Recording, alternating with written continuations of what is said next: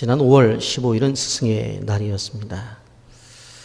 시간이 좀 지났지만 올해 우리 교회는 마지막 주일을 스승의 주일로 지키고 있습니다. 근데 가정의 달이라고 하는 이 5월을 가만히 좀 생각해 보면 바로 관계의 달이다, 그런 생각을 가지게 됩니다. 사실 어린이 주일은 자녀와의 관계를 이야기하는 것이고, 어버이 주일은 부모와의 관계를 이야기하는 것입니다. 그리고 부부 주일은 부부의 관계를 이야기하는 것이고, 오늘 스승의 주일은 스승과 제자의 관계를 이야기하는 것입니다. 그러니까 사실 어린이 주일이든 어버이 주일이든 부부 주일이든 이렇게 스승의 주일이든 그 중심에 보면 이 관계가 바로 중심인 것을 볼 수가 있습니다. 그런데 이 자녀와의 관계와 이 부모와의 관계, 그리고 부부 관계는 가족 구조 속에서 이루어지는 것입니다. 그런데 스승과 제자와의 관계는 좀 가족을 벗어나서 확장된 사회 관계 속에서 이루어지는 것을 우리는 보게 됩니다. 사실 아이들이 크면서 어렸을 때는 엄마 아빠가 전부입니다. 모든 것을 다 해결해 준다고 생각해요. 그러나 이제 유치원에 들어가고 초등학교에 들어가게 되어지면 선생님을 만나게 되어집니다. 부모를 떠나서 처음으로 사회적 관계를 배우게 된다라고 하는 것입니다. 이 선생님과의 관계가 왜 중요한가? 이 선생님이 좋으면 선생님이 가르치는 과목도 좋고, 그 선생님이 가르치는 과목의 성적도 좋은 것을 보게 되어집니다. 이제 나이가 들어서 더 많은 스승을 만나게 되어지는데, 어떤 분들은 책이 나의 스승이다, 그렇게 말하는 사람도 있고, 또 삶을 통해서 만나는 수많은 스승들을 이야기하게 되어집니다. 그래서 이 관계를 보통 우리 상담학에서 멘토와 멘티 관계다, 그렇게 말들을 하는 것을 보게 되어집니다. 이런 우리는 언젠가 우리 자신들에게 있어서 스승이 있었습니다. 그리고 나도 모르는 사이에 스승이 되어 있을 때가 있습니다. 내가 무슨 스승인가 그런 생각을 가질지 모르지만 집사님들 사이 속에서도 그렇게 말합니다. 아유, 집사님 만나서 얘기하면서 내가 많은 걸 알게 됐어. 스승이에요. 아유, 권사님 이번에 내가 대화하면서 권사님 얘기하는 것 가운데 많은 걸 깨닫게 됐어. 깨닫게 했잖아요. 스승이에요. 사실 우리의 사회 속에서 이런 관계 저런 관계를 통해서 서로 나누면서 알게 되고 깨닫게 하는데, 사실 꼭 선생님 이렇게 말하지 않더라도 그는 스승과 제자의 관계라고 이렇게 말씀을 드릴 수가 있습니다. 여러분, 이러한 어떠한 세상을 살아가면서 사람과의 관계 속에서 맺어지는 스승과 제자의 관계, 오늘은 그것을 뛰어넘어서 영적인 세계 속에서의 스승과 제자의 관계를 좀 생각해 보려고 합니다. 성경을 보다 보면 이 요한복음에서 말씀하고 있는 이 성경 속에서 성령님이 철저하게 우리의 스승이라고 하는 것을 가르쳐주고 있는데, 이 부분을 좀 생각해 보면서 우리가 귀한 은혜를 나누고자 합니다. 성령이 스승이 된다고 하는 것은 성경에 기록이 되어 있지만 제 개인적인 얘기가 아니라 이미 찬송가 453장에 우리가 찬송되어져 있습니다. 453장 2절에 보면 성령이 스승 되셔서 진리를 가르치시고 거룩한 뜻을 깨달아 예수를 알게 하소서, 그렇게 찬송가 가사가 되어 있어요. 후렴 부분 다 같이 우리 다 같이 함께 불러볼까요? 내 평생의 소원, 내 평생의 소원, 내 평생의 소원, 대속해 주신 사랑을 간절히 알기 원하네. 아멘입니까? 성령이 스승이 되셔서 우리에게 진리를 가르쳐 주신대요. 그래서 우리는 그 성령이 가르쳐 주시는 진리 안에서 거룩한 뜻을 깨닫는다는 거예요. 그래서 예수님을 알고 세상을 살아간다라고 그렇게 찬송을 부르고 있습니다. 여러분 삶을 살아가면서 여러분 생활 속에서 기억나는 선생님이 누가 있는가? 설교를 준비하면서 한 사람의 고백을 제가 보게 되었습니다. 긴 글이지만 제가 읽어 드릴 텐데 한번 들어보시기 바랍니다. 매년 스승의 날이면 중학교 때 담임 선생님의 얼굴이 떠오른다. 사회 과목을 가르치던 선생님이셨는데 40이 넘은 남자 선생님이셨다. 중학교 졸업한 지가 33년이 지났건만 내가 아직 그 선생님을 잊지 못하는 이유는 제자들을 극진히 사랑하신 면에서나 자신의 과목에서 최선을 다해 준비하시며 열정적으로 가르쳤던 면에서 너무나 훌륭한 모범을 보이셨던 분이었기 때문이다. 내가 중학교 다닐 때에는 집안 형편이 어려워 점심 도시락을 준비하지 못하고 다녔던 때였는데 하루는 교무실로 나를 부르시더니 왜 도시락을 싸오지 못하느냐고 물으시고 형편을 알아보시고 우리 반에 너와 같은 어려운 형편의 학생이 있는지 미처 몰랐다고 하시면서 선생님이 도시락을 나에게 건네는 것이었다. 나는 너무 부끄러운 나머지 그 도시락을 먹을 수 없다며 선생님이 제의를 뿌리치고 감사하다는 인사도 하지 못한 채 그냥 교무실 문을 나와 버렸다.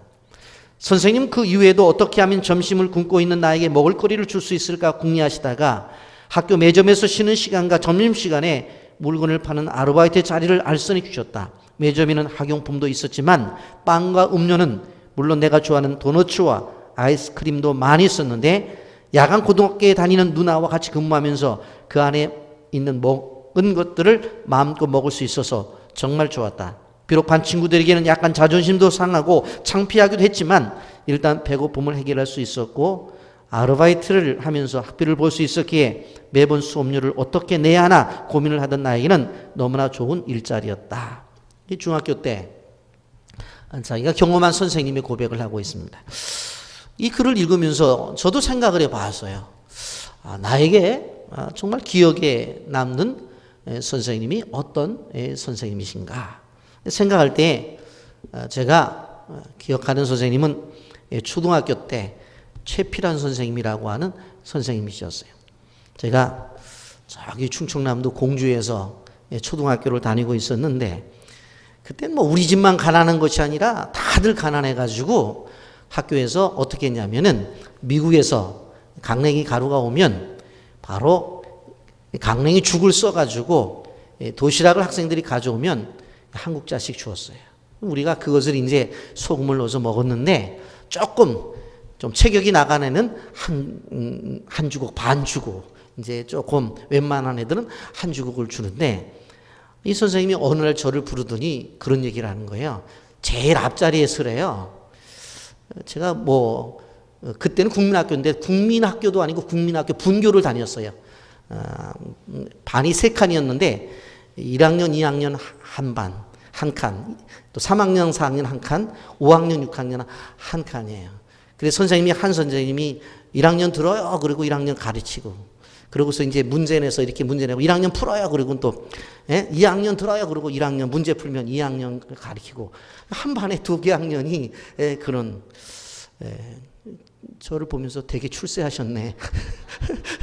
그렇게 보고 계신데 출세했습니다. 하여튼 그런 학교를 제가 다녔는데 어느 날 부르더니 제일 앞자리에 쓰라는 거예요. 그래서 이제 도시락을 갖고 섰더니 그거를 이제 한 주걱을 주더니 먹고 빨리 가서 닦고 오라는 거예요. 뭐 그때는 수도가가 없었잖아요. 그 옆에가 이제 냇물이 흐르고 있는데 쫓아가서 이제 닦아갖고 뒤에 서 있더니 한 주걱을 주면서 동생 갖다 주라는 거예요. 근데 시골 학교는 다 동네잖아요. 그러니까는 제가 언젠가 이제 우리 동생한테 이 강냉이죽이 너무 맛있어서 그거를 제가 안 먹고 갖다 준 적이 있었어요. 그런데 동네 소문이 났던 것 같아요. 그래가지고는 이 선생님이 이제 저한테 제일 앞에 서라고. 제가 먹고서 딱 오면은 한 주걱을 주었어요. 그러면 제가 이제 그것을 흘리지 않으려고 그걸 잘 듣고 저희 집에서 이제 학교까지 한 2km 정도가 되는데 그렇게 가면은 지금 동생이 목사가 됐는데 그 동네 입구에 큰 장승이 2개가 서 있었어요. 그런데 거기서 저를 기다렸어요. 저를 기다린 게 아니라 강냉이죽을 기다렸어요. 그래서 늘 해가지고 저는 그걸 또 내 동생을 주려고 가지고 오고, 그리고 동생은 그걸 받아서 맛있게 먹던 기억이 나요. 그래서 그 선생님이 지금 생각해 보면은 뭐 한 50년 전에 이 얘기니까 살아계시면 제가 가서 용돈도 드릴 텐데 살아계시진 않으세요. 저도 기억나는 선생님이 계세요. 사실은 여러분들에게 있어서 기억나는 선생님은 누구신가 하는 생각을 한번 해봅니다.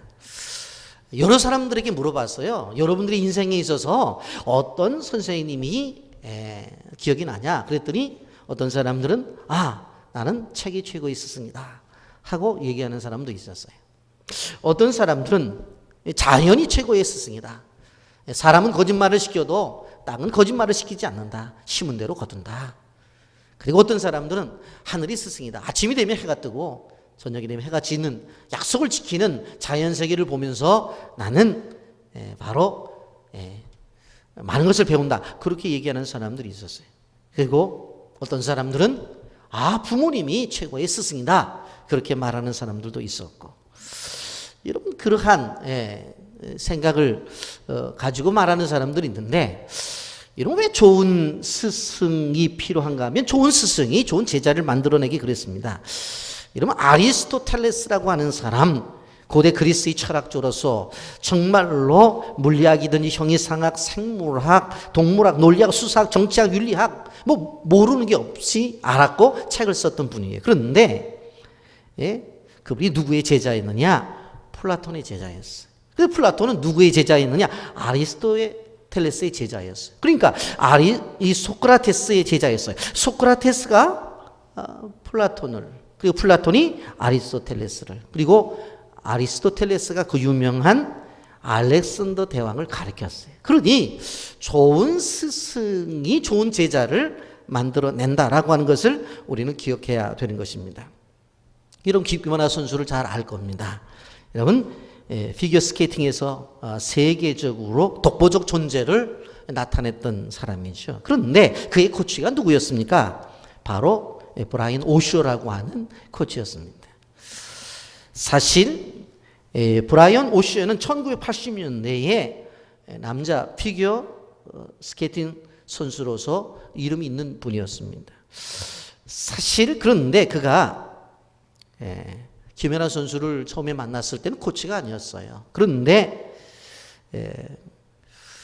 김연아 선수가 이 브라이언 오쇼에게 코치가 될 생각이 없냐고 묻고 좀 가르쳐 달라고 요구를 해요. 사실 그러한 요구 앞에서 자신이 가지고 있었던 꿈을 줬고, 그리고 개인 코치의 길로 접어들죠. 오쇼 코치가 이런 말을 합니다. 그때에 그녀는 매우 열심히 훈련을 했으며 또한 전력을 다했다. 나는 연하를 지도하고 싶었고 그녀가 최대한 성공하도록 돕고 싶었다. 그녀가 김연아를 볼 때 자기가 코치 수락을 하면서 고백한 말입니다. 여러분, 탁월한 선수 외에는 탁월한 코치가 있다라고 하는 것입니다. 우리가 잘 아는 2002 월드컵 신화 배우에는 히딩크라고 하는 훌륭한 바로 감독이 있었던 것입니다. 여러분, 훌륭한 스승을 만나니까 김연아 같은 작품이 나온 것이고, 축구 박지성도 히딩크 같은 감독을 만났기 때문에 세계적인 선수가 되었던 것을 보게 되어집니다.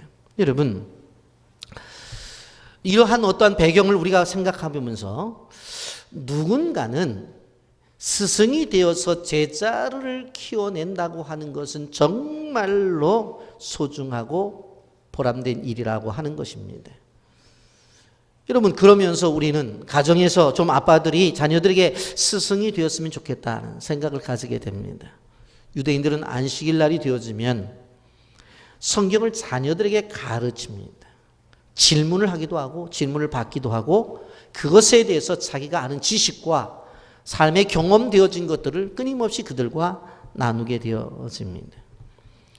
그래서 세상을 바라보는 다양한 관점을 가르치게 되어지는데, 우리 부모님들도 그냥 주일이면 텔레비전을 보거나 휴대폰만 들여보는 것이 아니라 자녀들과 대화의 장을 만들어서 할 수만 있으면 좀 성경을 가지고 토론을 했으면 좋겠다 하는 생각을 가지게 됩니다. 그 목사님이나 성경 갖고 토론하지 우리가 어떻게 하냐고. 이 기독교 서점에 가보면 좋은 교재들이 많이 있습니다.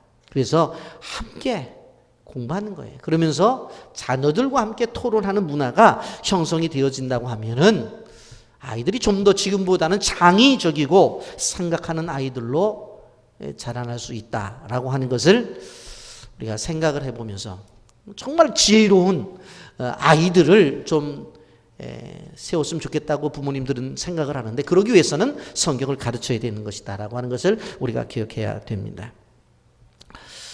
아이들에게 때 되면 맛있는 거 주고 또 그리고 용돈 주고 뭐 외식하고 하는 것, 그것만이 사랑이라고 절대로 생각하면 안 됩니다.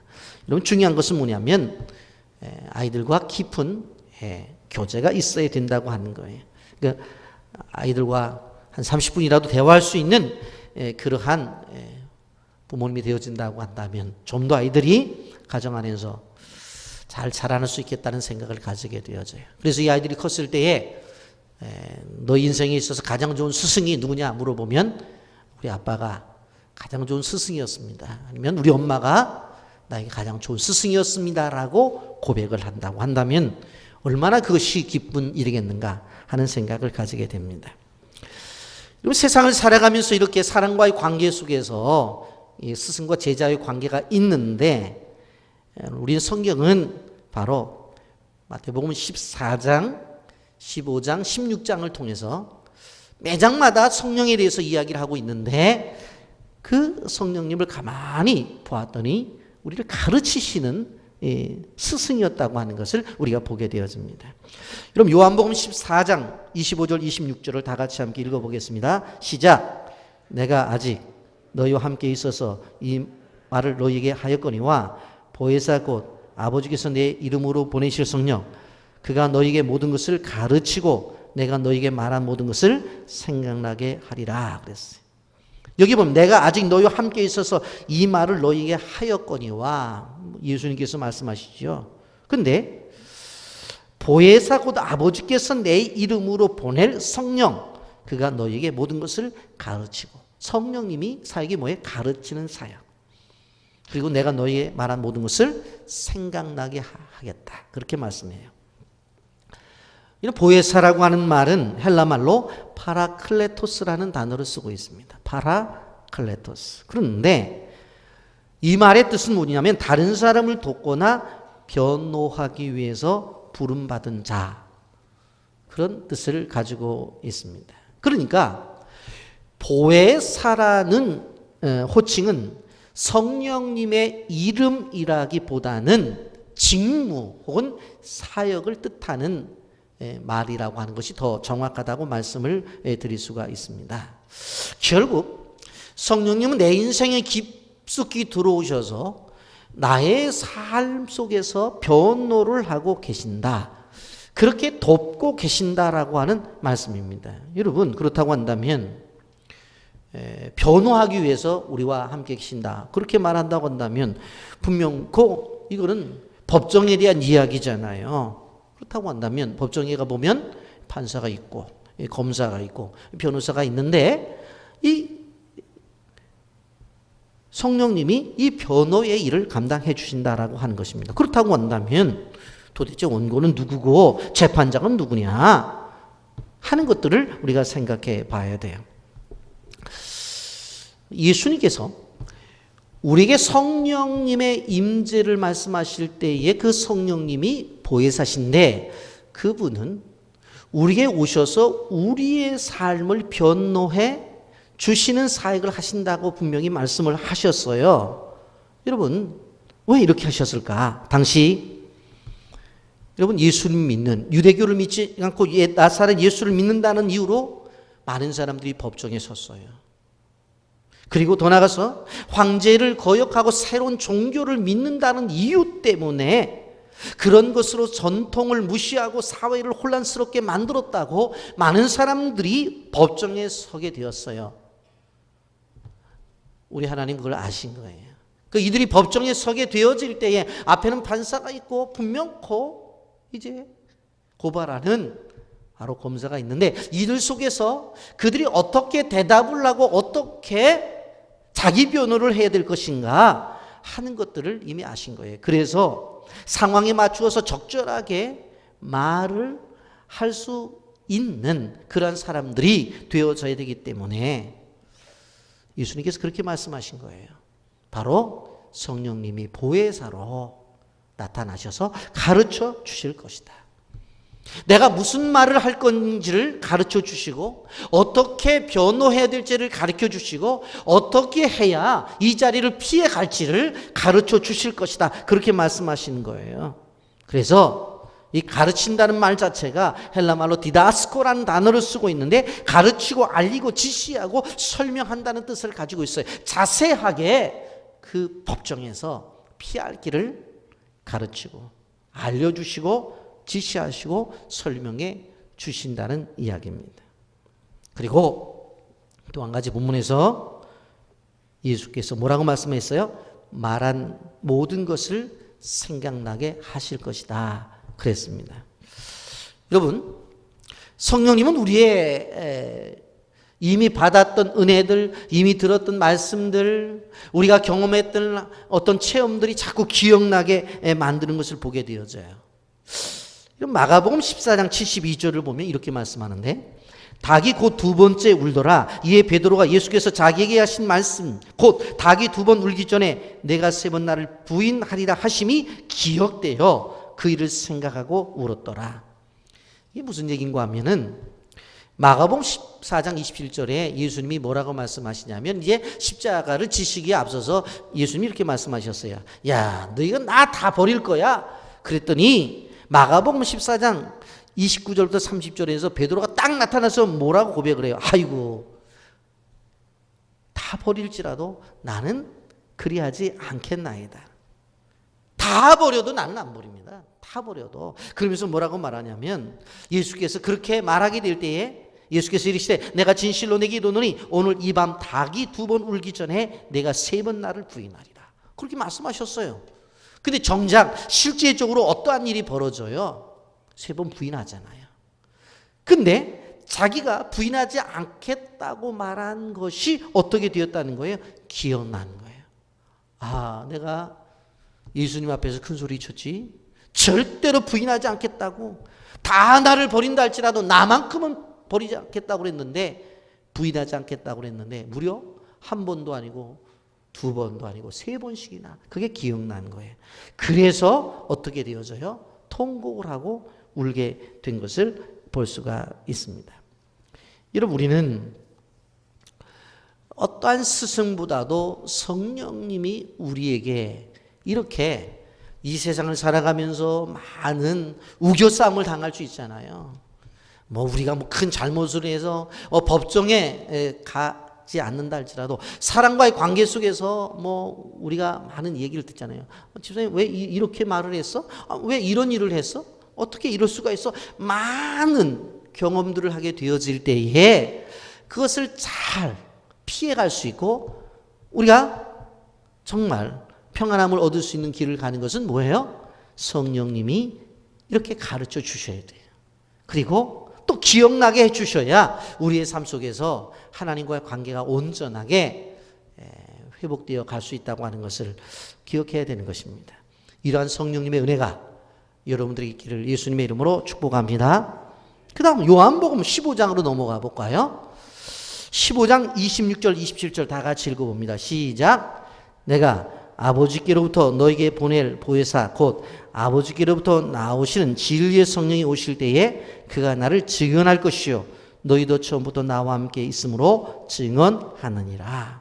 여기에 보면 성령님이 보혜사라고 그랬는데 진리의 성령이라고 그랬어요. 근데 진리의 성령이 오셔서 해야 될 것이 뭐예요? 나를 증언할 것이다. 여러분, 증언이라고 하는 것은 법정 용어예요. 법정에서 증인이 섰을 때에 딱 재판관 앞에서 어떻게 해요? 선서하잖아요. 선서하고 손을 딱 들어요. 그리고 양심에 따라 숨김과 보탬이 없이 사실 그대로 말하고 만일 거짓말이 있으면 위증의 벌을 받기로 맹세합니다. 그러고 손을 들어서 그렇게 선서를 하고 재판이 시작되는 것을 볼 수가 있어요. 이 증언이에요, 증언. 그런데 우리의 삶 속에서 참다운 증언을 하게 하시는 분이 누구냐? 성령님이라고 그렇게 말씀하고 있어요. 우리의 삶을 향해서, 우리 가정 안에서, 그리고 교회 안에서, 이 사회 속에서 끊임없이 진리를 가지고 증언하시게 하는 분이 계십니다. 그분이 누구냐? 성령님입니다. 여러분, 우리는 알아야 되는 거예요. 하나님께서 우리에게 주신 말씀이 과거의 말씀이 아니라 현실의 말씀이고, 지나간 말씀이 아니라 오늘을 살아가는 우리의 생활 속에서 그 말씀이 힘이 되어서 모든 것을 이겨나가야 되는데, 그 모든 것들을 누가 하는 거예요? 바로 성령님이 하시는 거예요. 그래서 하나님께서 우리에게 주신 이 어려운 삶을 이겨나갈 수가 있다라고 하는 것을 우리는 기억해야 되는 것입니다. 세 번째로 요한복음 16장 7절부터 16절까지인데, 이 본문은 길어서 제가 다 읽지 않고 부분 세 가지로 나누어서 설명을 드리려고 생각을 합니다. 성령님이 하시는 일이 도대체 뭐냐? 책망이라고 그랬어요. 8절에 보십시오. 16장 8절에 보면 그가 와서 죄에 대하여, 의에 대하여, 심판에 대하여 세상을 책망하시리라, 그렇게 말씀했습니다. 여러분, 우리 사회 함부로 책망 못하죠. 예전에는 구석에서 아이들이 담배를 폈는데 지금 뭐 길거리에서 막 모여서 담배를 펴요. 그래도 어른들 누구 하나 말을 못해요. 왜? 애들이 무서워서 그렇다고 말을 하죠. 누구도 야단을 잘 못 쳐요. 부모가 자식을 향해서도 야단치기가 힘들어요. 그러면 이럴 때 누구에게 의존해야 되느냐? 성령님에게 의존하라는 거예요. 성령님이 바로 책망하시는 분이기 때문에. 여러분, 사람과의 관계 속에서는 선한 의도를 가지고 얘기를 해줘도 받아들이기가 힘들 때가 있어요. 그래서 관계가 끊어져요. 두고 문제가 될 때가 있어요. 그러나 성령께서 책망하시면 바로 그 누구도 그것을 받아들이고 깨달음 속에 들어가서 변화가 되어진다라고 하는 것입니다.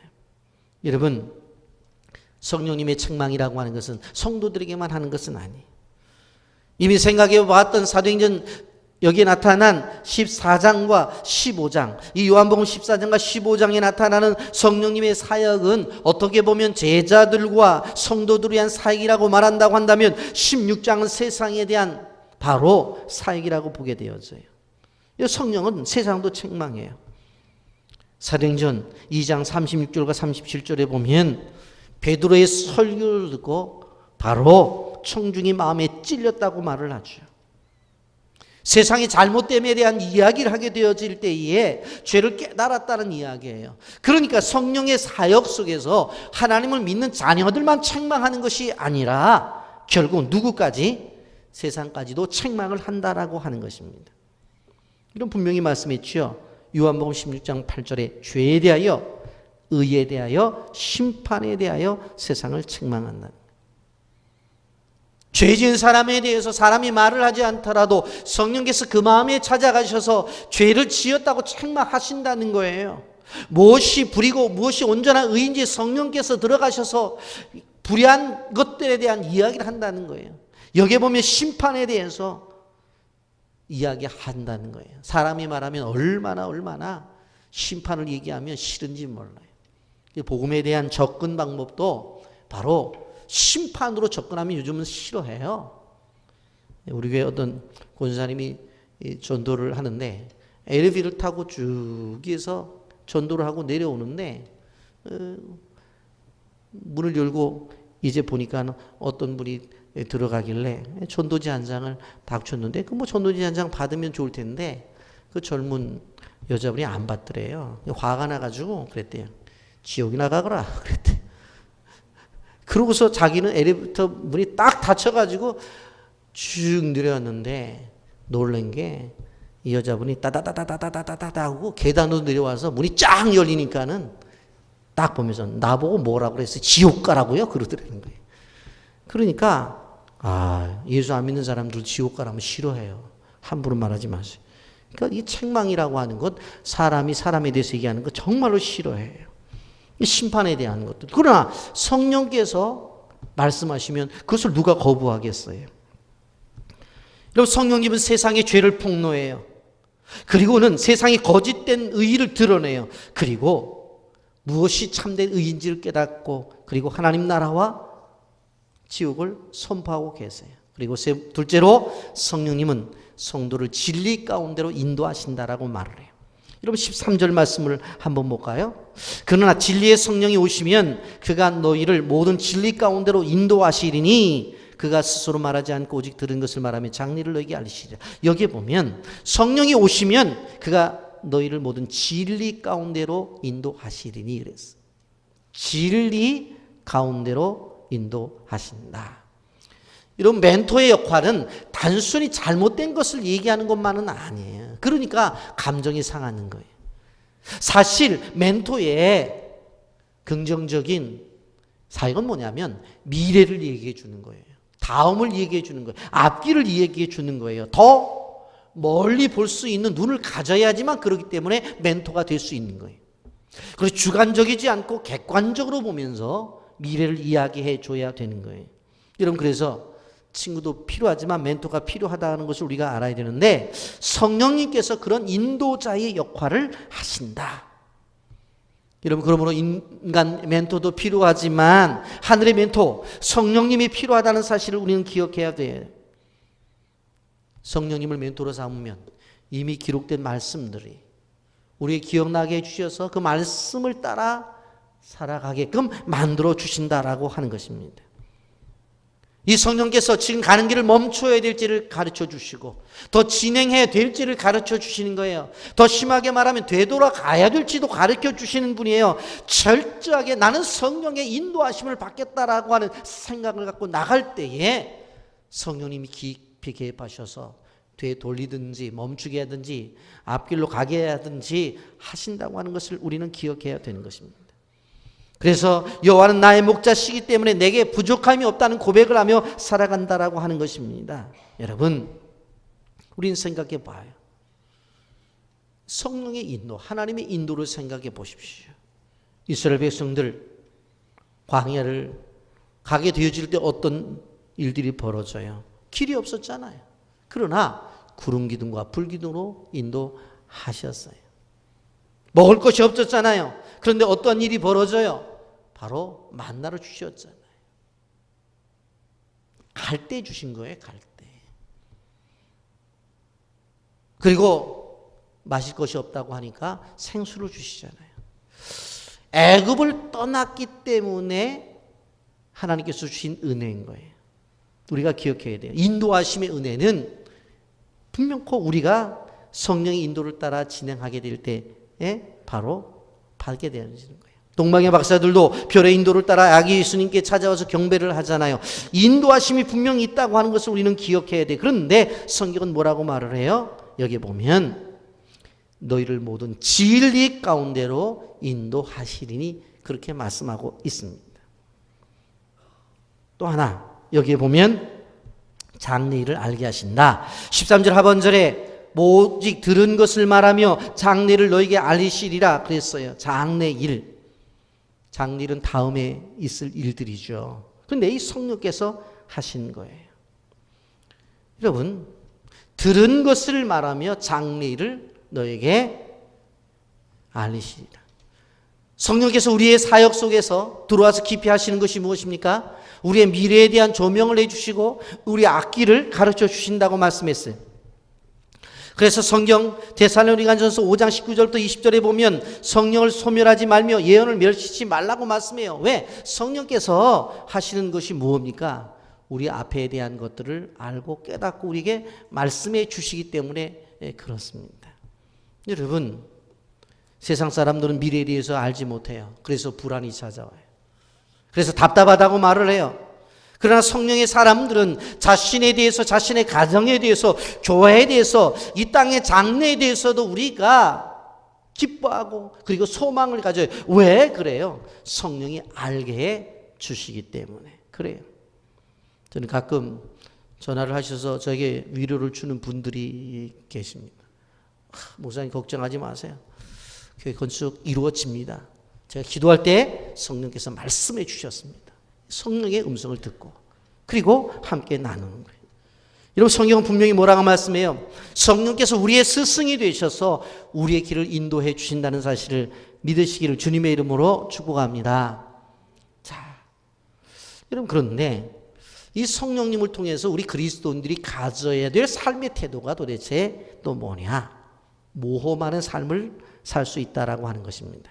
여러분 오늘날 청년들은 꿈을 잃어버린 시대를 살아가고 있다고 말을 해요. 그래서 새로운 정부가 들어서면서 제일 강력하게 주장하는 것이 뭐예요? 1순위가 바로 일자리 회복입니다. 그것도 특별히 젊은이 일자리 회복이에요. 여러분 그런데 대한민국에 살아가는 청년들은 현실적인 꿈 가운데서 최고의 꿈이 뭐예요? 바로 공무원이 되는 거예요. 왜 그래요? 불안한 미래 속에서 안정된 삶만이 최고의 가치가 되어진 현실로 살아가고 있어요. 그래서 뭐가 최고의 가치냐? 그러면 안정된 삶이에요. 그래서 실질적으로 너나 나나 할 것 없이 이 공무원이 되기 위해서 공시생을 하는 것을 바라볼 수가 있습니다. 여러분 그런데 생각을 해보십시오. 안정된 삶만 추구한다면 아브라함이 결코 갈대아 우르를 떠날 필요가 없었어요. 이미 생각도 안 했을 거예요. 여러분 하나님께서 하루 나타나셔서 뭐라고 말을 해요? 야 본토 친척 아비 집을 떠나서 내가 내게 지시할 땅으로 가라. 어디로 가란 말입니까? 아직은 내가 얘기 안 하겠어. 그냥 지시할 땅이야. 그곳으로 가. 여러분 생각을 해보십시오. 아브라함이 뭐라고 얘기할 수 있었어요? 아니 내가 이곳에서 75년을 살았는데 어딜 가란 말입니까? 여기 우리 조상들이 여기 살았고 생업도 여기 있는데 어디를 가란 말입니까? 그리고 나이라도 젊으면 가지만 나는 나이가 그렇게 젊지 못합니다 하고 분명히 얘기할 수가 있었을 거예요. 그런데 아브라함은 어떻게 떠나요. 안전이 보장되어지지 않은 땅을 향해서 떠나요. 그래서 아브라함이 믿음의 조상이 될 수가 있었다라고 하는 것입니다. 여러분 공무원이 불필요하다는 얘기가 아니에요. 그런 얘기가 아니라 누군가는 믿음으로 도전하고 안전이 보장되어 있지 않아도 새로운 것에 도전하는 용기가 필요하다고 하는 거예요. 여러분 모세가 이스라엘 백성들에게 가서 야 이곳을 떠나자고 말을 했을 때 이스라엘 백성들이 그곳에 몇 년을 살았어요? 무려 400년 이상을 살았단 말이에요. 400년 이상을 살았다고 한다면 뭐예요? 아들, 손자, 그 중손자, 고손자 낳고 살았던 세대란 말이에요. 그런데 그들이 일어섰잖아요. 왜? 도전을 위해서. 그리고 바로 왕이 못 가게 할 때 그걸 물리치고 나가다가 보니까 앞에 홍해 바다가 나타나요. 그런데 여러분 그림들 보면 어떻게 되어 있어요? 홍해 바다가 막 내려오다가 딱 끝이죠. 그리고 밑에 물은 흘러가고 여긴 막 이렇게 올라가고 있어요. 그런데 여러분 이스라엘 백성들이 한번 보세요. 거기를 지나가는 게 얼마나 도전의식입니까? 갔다가 이 물 싹 내려오면 다 죽는데. 그런데 여러분 생각해 보세요. 그 숫자가 200만 명이나 되는 사람들이 그걸 지나가잖아요. 도전의식이에요. 도전의식. 그리고 광야로 가자는 거예요. 어떻게 갑니까? 길도 없는데. 가니까 구름 기둥이 인도하잖아요. 불 기둥이 인도하잖아요. 가자는 거예요. 어떻게 먹고 살아요? 그런데 만나 내려주잖아요. 반석이 생수 주잖아요. 실질적으로 광야 40년의 이스라엘 백성들의 시간은 바로 도전의 시간이었어요. 그리고 그것을 이루는 시간이었어요. 그래서 그 과정 속에서 믿음이 키워진 다음에 결국은 가나안에 들어가게 된 것을 볼 수가 있습니다.